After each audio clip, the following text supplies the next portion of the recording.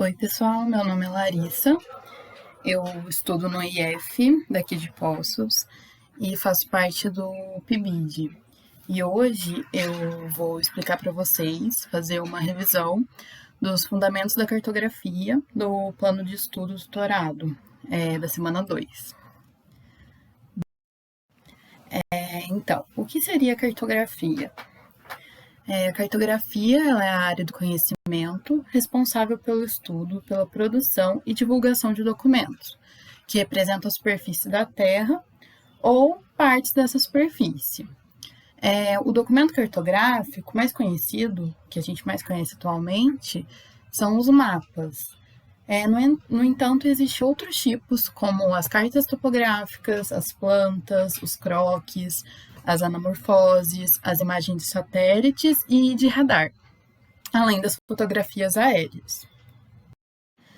Então, o que seria um mapa? Os mapas, eles são representações gráficas em escalas reduzidas da superfície da Terra, ou de algumas áreas específicas. Eles contêm uma série de símbolos cartográficos que pode variar entre zonais, lineares e pontuais. O que seriam, então, esses símbolos zonais? Os símbolos zonais seriam alguns caracteres que representem zonas de reserva ambiental, campo de cultivo. Os lineares são caracteres que representam ferrovias, rodovias, e os pontuais são caracteres que representam aeroporto, cidade, bairro. Além disso, nos mapas, há alguns elementos que são obrigatórios, como o título, a legenda, a escala, a fonte e o norte. Aqui eu trouxe para vocês dois tipos de mapa. O primeiro deles é o mapa topográfico. O mapa topográfico, ele apresenta, como estou indicando aqui, a topografia, a superfície de uma área mapeada. Nessa região aqui, a gente pode ver a altitude e as curvas de nível que está sendo representado. Essa daqui seria a legenda do mapa. E aqui o outro mapa que nós temos é o mapa temático. Os mapas temáticos, eles são mapas especializados em determinados temas. Esse que eu trouxe aqui para vocês é um mapa especializado na economia do Brasil. Aí, como eu estava explicando, o mapa ele tem que ter o título, ele tem que ter a legenda, ele tem que ter a fonte. A fonte é da onde esse mapa foi retirado. Se ele foi tirado do IBGE, se ele foi tirado do Exército Brasileiro, em qual site ele foi retirado ou aonde ele foi produzido. Ele tem que representar o norte, para onde o norte está apontando, e ele tem que ter uma escala. Aqui eu trouxe para vocês também que há outros tipos de mapa. Um deles são as plantas. As plantas, elas são de escala grande, de 1 a 10 mil, a de 1 a 20 mil. E elas representam áreas pequenas, como pode ver aqui. Essa planta está representando uma casa, essa daqui está representando um bairro. Normalmente, as plantas são utilizadas por engenheiros, por arquitetos. Já as cartas topográficas, elas têm um elevado grau de precisão nas distâncias, nas rotas e nos detalhes. E elas têm escala média. Então, o que seria uma escala? A escala é a relação existente entre a medida de um lugar ou objeto representado no papel, no mapa, e a sua medida real.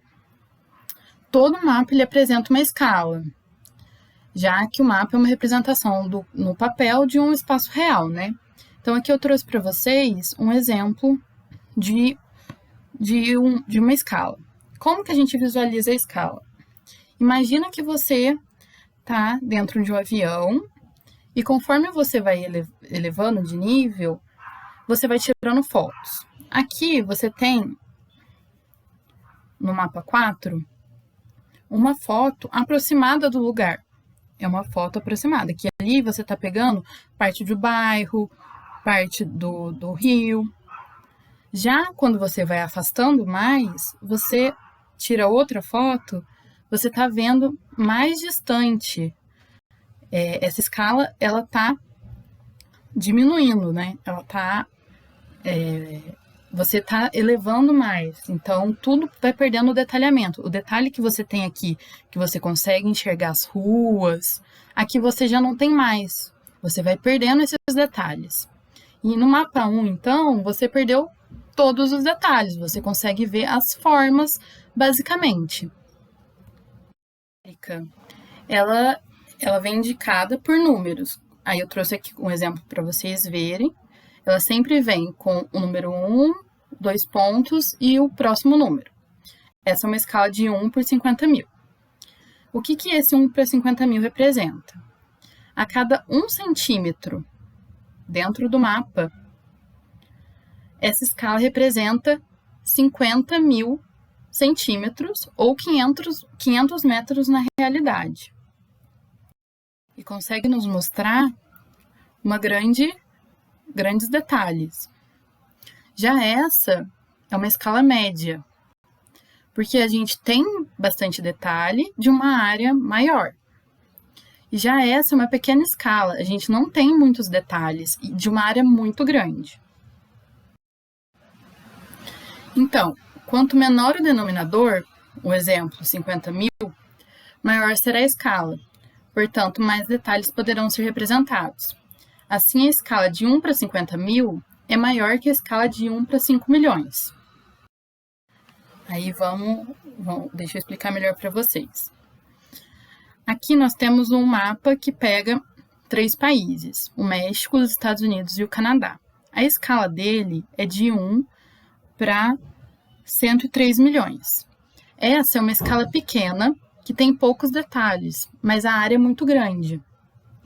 Já aqui, nós temos o Canadá. E agora, com mais detalhes, a gente já consegue enxergar os estados canadenses.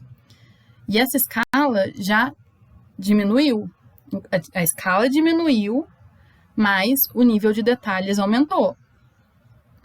Aqui eu já consigo enxergar dentro de um estado, já consigo ver os rios que cortam esse estado. Então, a escala aqui, ela diminuiu, mas os detalhes ainda estão aumentando. Nessa escala, que é uma escala grande, ela é rica em detalhes. Eu já consigo ver as cidades dentro do estado, eu consigo ver os rios. Ela é rica em detalhes e pega pequenas áreas, mas ela é uma grande escala. Aí aqui, para ilustrar melhor, e tem aqui certinho as categorias, uma escala grande é uma escala de 1 a 50 a 1 a 100. Ela tem finalidade de plantas arquitetônicas e de engenharia. Então, aqui, ó, eu tenho uma planta de uma casa, eu tenho ela bem detalhada. Já a média é de 1 para 25 mil a 1 a 250 mil, que são os mapas topográficos. E a pequena, ela é acima de 1 para 250 mil, que já são os atlas geográficos e o globo. Aí, outro tipo de escala que eu tenho é a escala gráfica. Ela tem uma forma de uma reta dividida em várias partes, cada uma delas com uma graduação de distância. Então, aqui como exemplo, eu tenho essa reta, que vai de 0 a 100 quilômetros. A cada 2 centímetros, a cada 1 centímetro, se você pegar de 0 a 20 aqui e colocar a régua, você vai conseguir ter 1 centímetro. Então, a cada 1 centímetro no mapa, eu tenho 20 quilômetros. De 0 a 40 aqui, eu tenho 2 centímetros. Então, a cada 2 centímetros no mapa, eu tenho 40 quilômetros. E assim por diante. Além das escalas, dentro de um mapa, nós encontramos as coordenadas geográficas. Então, o que seriam as coordenadas geográficas? As coordenadas geográficas são linhas imaginárias que cortam o planeta Terra no sentido horizontal e vertical, servindo para a localização de qualquer ponto na superfície terrestre. A distância das coordenadas geográficas são medidas em graus, minutos e segundos. 1 grau, ele corresponde a 60 minutos e 1 minuto corresponde a 60 segundos. Aqui eu trouxe como exemplo para vocês 2 graus, 45 minutos e 2 segundos. É assim que eles aparecem em uma representação de uma coordenada geográfica. Então, dentro das coordenadas, nós temos os paralelos e os meridianos, que eles correspondem a essas linhas imaginárias, sendo os paralelos as linhas horizontais e os meridianos as linhas verticais.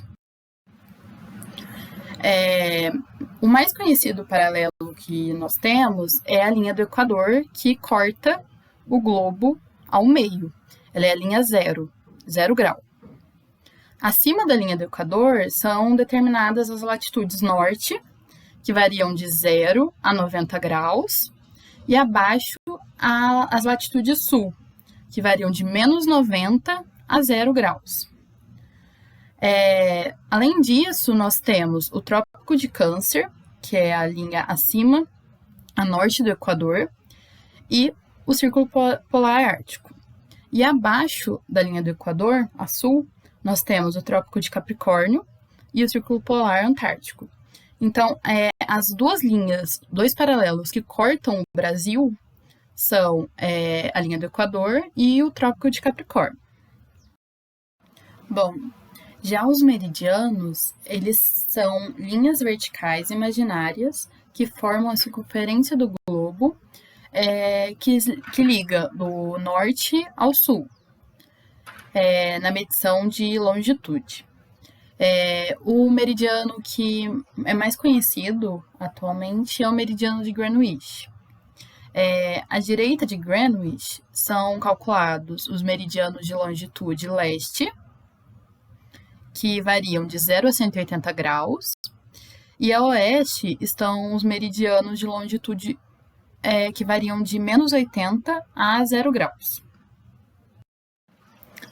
Então, a latitude e a longitude, ambas são medidas em graus, minutos e segundos. A latitude vai ser do Equador, ela parte do Equador de norte para norte, do Equador para o norte e do Equador para o sul.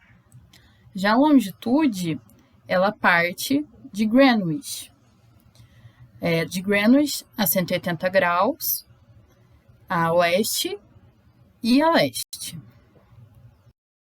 Bom, então para que serve a latitude e a longitude? Elas são representações, são as linhas cruzadas dos meridianos e dos paralelos, e através desse cruzamento dos meridianos e dos paralelos, a gente obtém pontos quase exatos dentro dos mapas. E elas são muito utilizadas pela Marinha e pela Aeronáutica.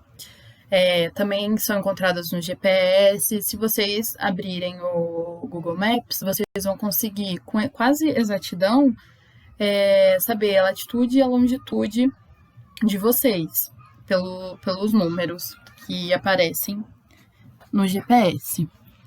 Bom, e como são representados esses números? Sempre as latitudes no hemisfério norte vão ser positivas. E sempre as latitudes no hemisfério sul vão ser negativas. Já as longitudes vão ter valor positivo para leste e negativo para oeste. Aí, exemplificando melhor aqui para vocês. Nesse quadrante, a latitude saindo do Equador vai ser sempre ao norte, sempre vai ser positiva. Já a longitude, partindo de oeste da linha do meridiano de Greenwich, vai ser negativa, no próximo quadrante. A linha do Equador partindo a norte sempre vai ser positiva.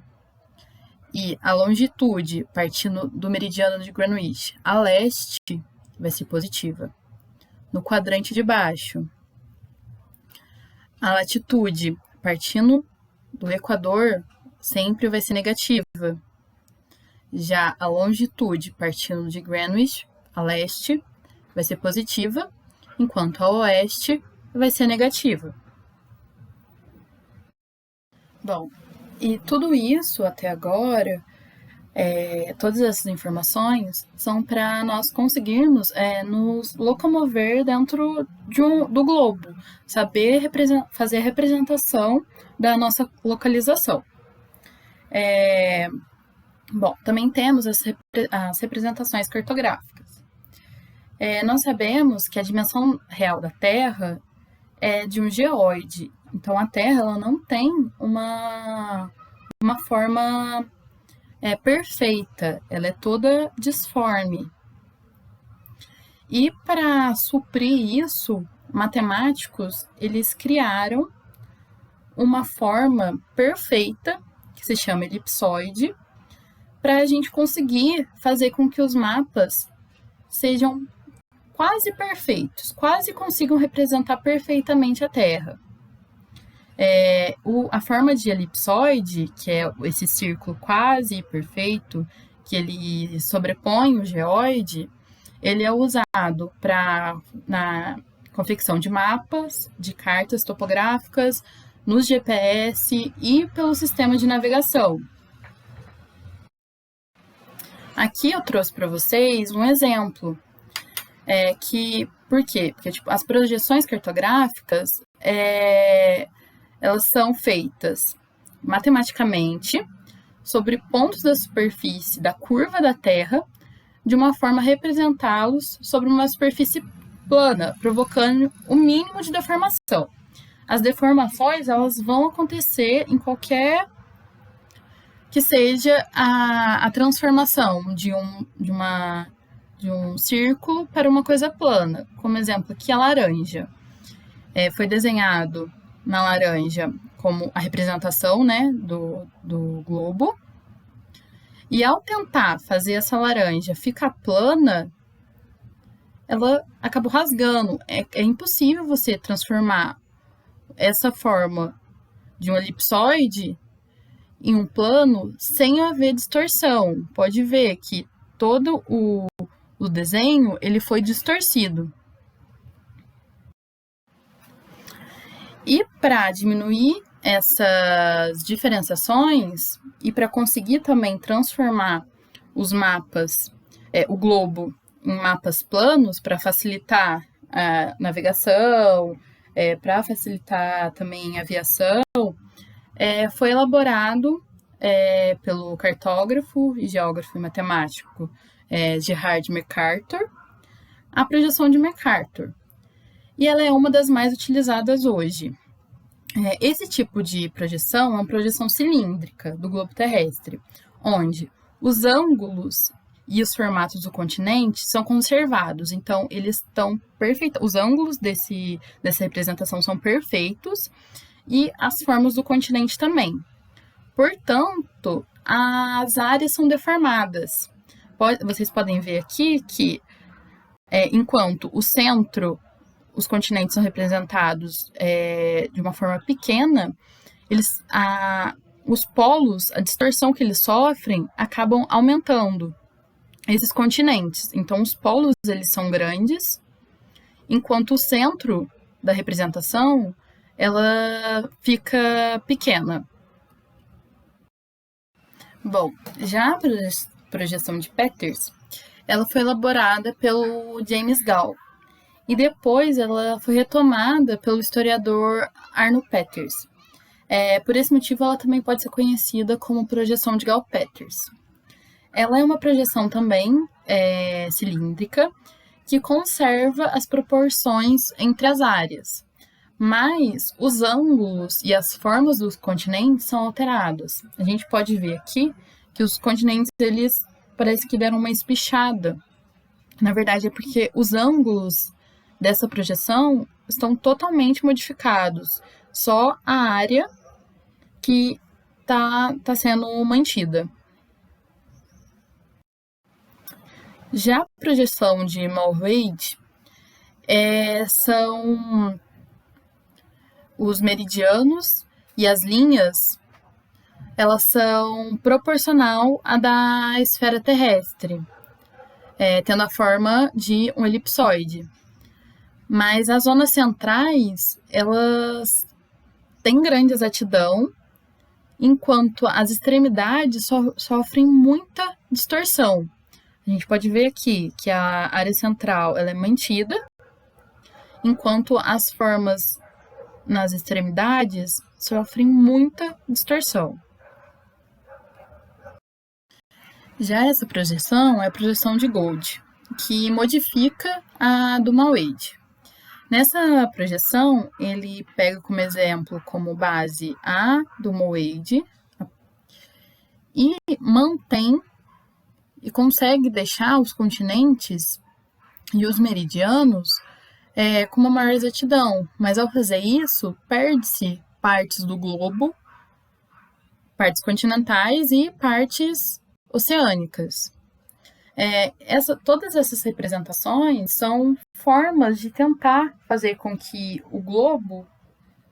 se pegue o globo e se consiga ter ele numa forma plana, que é muito mais fácil de se estudar um mapa plano do que toda vez fazer cálculos por um globo. Bom, pessoal, é isso a revisão de hoje. E logo a seguida eu vou fazer para vocês uma explicação dos exercícios. Até já! Bom, pessoal, retomando, agora eu vou explicar para vocês a atividade dos Fundamentos de Cartografia da semana 2, até a página 83. E, bom, o número 1 é para vocês explicarem a relação do tamanho de uma escala com a área representada e o nível de detalhamento dos mapas. Então, vocês vão exemplificar aqui como a escala ela se diferencia da menor para maior, qual é a escala grande, qual é a escala pequena, quais são o nível de detalhamento entre elas. Já no número 2, sobre as técnicas de criação de mapa, vocês vão assinalar qual das questões está incorreta. Já no número 3, vocês vão analisar esse mapa, essa representação cartográfica, e vocês vão assinalar de qual representação, qual tipo de projeção é aquele mapa. No número 4, vocês vão ler esse textinho e dentre as opções de 1 a 5, vocês vão marcar as corretas. São 2 corretas, e então vocês vão ter que assinalar qual delas é a certa. Já na questão número 5, sobre coordenadas geográficas, vocês vão assinalar qual dessas alternativas são as corretas. Na verdade, é uma só, então qual alternativa é a correta? Bom, pessoal, por hoje é isso. Espero que eu tenha ajudado vocês de alguma forma. Qualquer dúvida que vocês tiverem, vocês podem consultar o professor de vocês. Então, até a próxima. Muito obrigada. Vocês